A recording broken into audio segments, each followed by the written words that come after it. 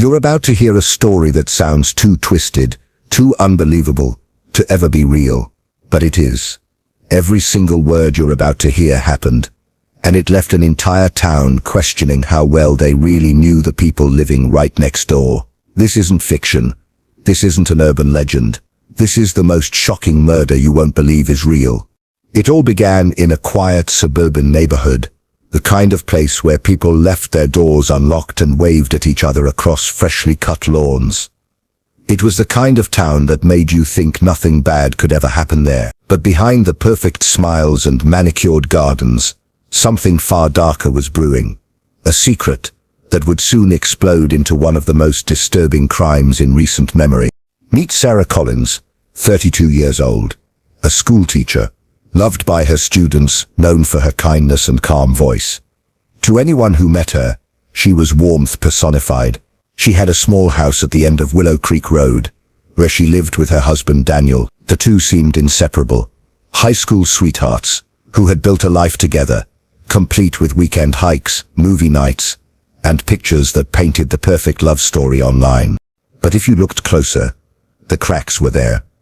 Neighbors had sometimes heard arguments, a raised voice, a slammed door, and in the last few months before everything fell apart, those sounds became more frequent and darker. On a cold November night, the local police received a call that would change everything. A frantic voice, barely understandable, gasped for help before the line went dead. The call came from the Collins residence. Within minutes, officers were dispatched. What they found inside that small, peaceful-looking home would haunt them for years. The front door was ajar. The house was dark except for a faint light flickering from the kitchen. There were no signs of forced entry. As officers entered, their flashlights caught something on the floor, a trail of red leading from the hallway to the kitchen. And there, lying in the middle of the tile floor, was Daniel Collins. He was motionless, covered in blood.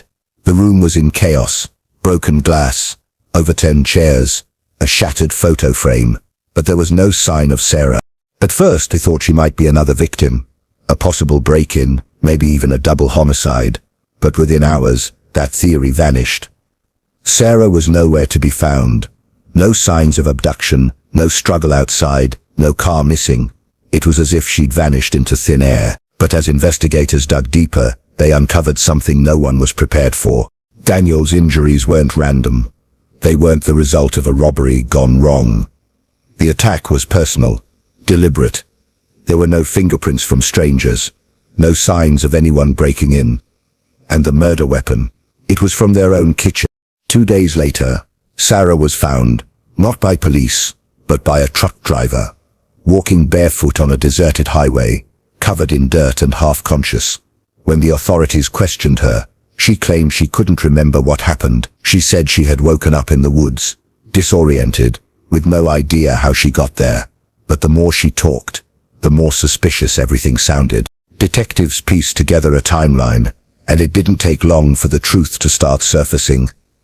In the weeks leading up to Daniel's death, Sarah's friends had noticed a change in her. She was anxious, distant, and had started asking strange questions about self-defense, about memory loss, about what someone might do if they ever hurt someone by accident. And then there were the internet searches found on her computer, searches that would later become critical evidence in court.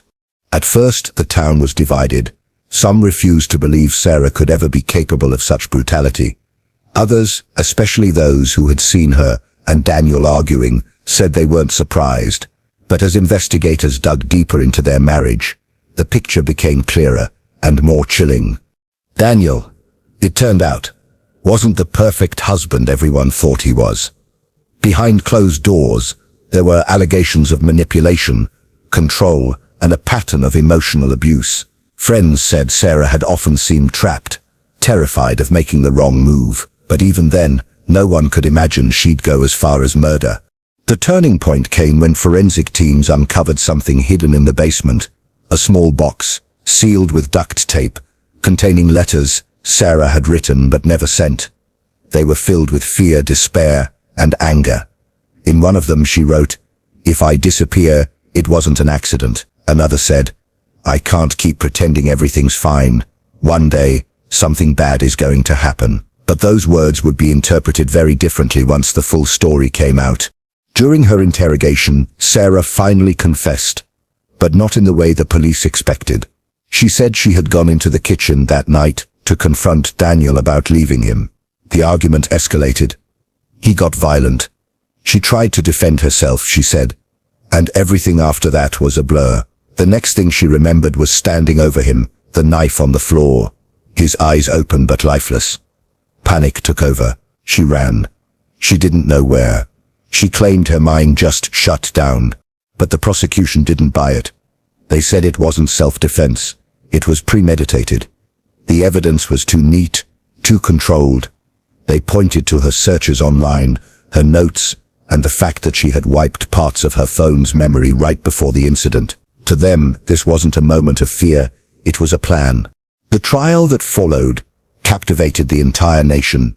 People filled the courtroom every day, wanting to see the woman who had gone from beloved teacher to accused murderer. Some said she looked cold, detached. Others saw pain, regret, even trauma in her eyes. But one thing was certain, no one would ever see her the same way again. As witnesses took the stand, more details surfaced about Daniel's temper, his late-night calls, his threats. The defense painted a picture of a woman pushed to her breaking point. The prosecution argued that she had options, that she could have left, that she chose to kill instead. The truth seemed to lie somewhere in between. A tangled web of love, fear, and rage that ended in blood. And then came the most unexpected twist. Something hidden in Daniel's office that would change the case entirely. It was discovered by accident during a routine cleanup after the first phase of the trial. A flash drive taped under his desk drawer. When investigators opened it, what they found turned everything upside down. The flash drive changed everything. Investigators expected to find financial documents or old work files. But what they found was far more disturbing. The drive contained hours of secret recordings, videos and voice notes that Daniel had been keeping without anyone's knowledge. They were recordings of Sarah, arguments, conversations, sometimes even moments when she didn't know she was being recorded. At first it looked like he'd been documenting their life, maybe for control, maybe for proof. But as detectives listened closer, the tone of those recordings became darker, more sinister. Daniel wasn't just recording their life. He was collecting evidence to manipulate it. He often provoked her, pushed her, cornered her until she broke down in tears, and then calmly saved the files. In one recording, his voice was heard saying, "No one will ever believe you, you'll just look crazy." The discovery painted a completely different picture of the marriage. Suddenly, Sarah's story didn't sound so impossible. The prosecution's narrative of cold-blooded murder started to unravel. What once looked like a calculated act began to look more like years of psychological warfare that finally reached a breaking point. Still, the question remained, did Sarah truly act in self-defense, or had she planned it after years of torment? The truth, as always, seemed to exist in a gray area no one could fully define. During the next phase of the trial, the defense presented the recordings. The courtroom fell silent as Daniel's voice echoed through the speakers. Mocking, taunting, belittling. People who had once seen him as the victim began to question everything. Even members of the jury were visibly shaken. One of them later said that hearing those tapes felt like watching someone's soul get crushed piece by piece. The case became a national obsession. Talk shows debated it. True crime podcasts dissected every detail. Some said Sarah was a victim who had finally snapped after years of silent suffering. Others insisted she had crossed a line that no pain could justify. But for Sarah, none of that mattered anymore. She was already broken. When she took the stand, her voice trembled as she described the night everything ended. "I didn't want to kill him," she said. "I just wanted him to stop." Her lawyer asked her what she meant by that. She took a deep breath and said, "He told me I couldn't leave, that if I ever tried, he'd make sure everyone believed I was the crazy one. He said he'd ruin me. I believed him. I always believed him, until that night." Her words hung in the air like smoke. The courtroom was completely still. Even the judge seemed unable to look away. Then came the prosecution's turn. They pushed hard, pointing to inconsistencies in her story. They said she had opportunities to leave, to call for help, to tell someone. They reminded the jury that she had searched online about how to disappear after a crime and memory loss after trauma. They painted her as someone who knew exactly what she was doing. For weeks, the nation waited for the verdict. The evidence was complicated. The emotions were raw. No one could agree on what justice should look like. Finally, on a cold morning, the jury returned. The judge asked for their decision. The room went silent. They found Sarah Collins guilty of manslaughter, not murder. The distinction meant they believed she hadn't planned to kill Daniel, but that her actions had still led to his death. She was sentenced to 12 years in prison. The verdict divided the public once again. Some called it mercy. Others called it a mistake. But deep down, almost everyone agreed on one thing. No one would ever know what really happened in that kitchen. In the months that followed, reporters kept digging. They interviewed friends, family, former co-workers, anyone who might fill in the blanks. They discovered that Daniel had always been charming in public but controlling in private. He'd isolated Sarah from her friends, monitored her messages, and made her doubt her own memory. It was what experts later described as coercive control, abuse without visible bruises, but devastating all the same.